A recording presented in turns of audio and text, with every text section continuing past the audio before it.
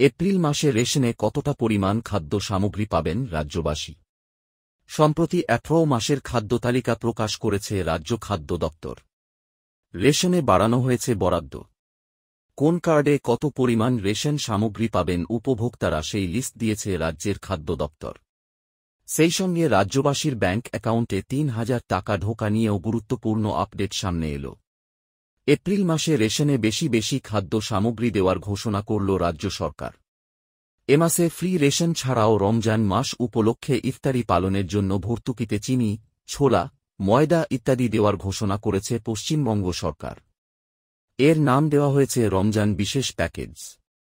কারা পেতে চলেছেন এই অতিরিক্ত রেশন? বিস্তারিত জানতে আপনাকে সম্পূর্ণ প্রতিবেদনটি পড়তে হবে। সারা দেশে প্রায় ৮০ কোটির কিছু বেশি ফ্রি রেশন উপভোক্তা রয়েছেন।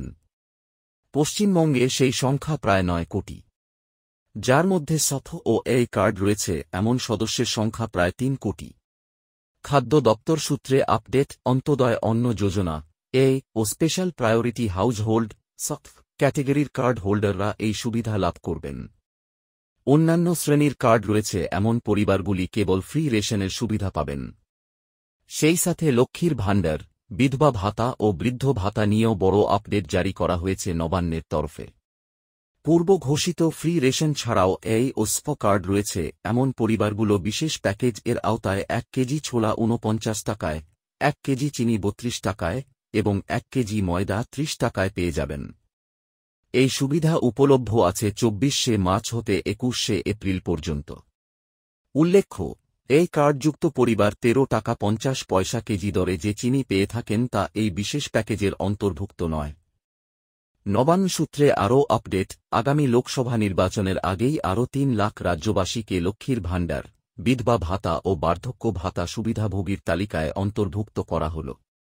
যাদের আবেদন জমা ও সংশোধন সত্ত্বেও বিভিন্ন কারণে যে সকল মানুষ উক্ত প্রকল্পত্রয়ের সুবিধা পাচ্ছিলেন না, এবার তাদের গুরুত্ব দিল রাজ্য সরকার। উল্লেখ্য, চলতি মাস থেকে তপশিলি মহিলারা ১,২০০ টাকা এবং সাধারণ ক্যাটেগরির মহিলারা ১,০০০ টাকা করে প্রতি মাসে পাবেন রাজ্য সরকারের লক্ষ্মীর ভাণ্ডার প্রকল্পে। ডকুমেন্টস ভুল, সমস্যা, আধার লিঙ্ক না থাকার কারণে অনেকের বেশ কয়েক মাস ধরে টাকা ঢোকা বন্ধ ছিল। এবারে এই বকেয়া ২-৩ হাজার টাকা একেবারে দেওয়া হবে বলে সরকার সূত্রে খবর।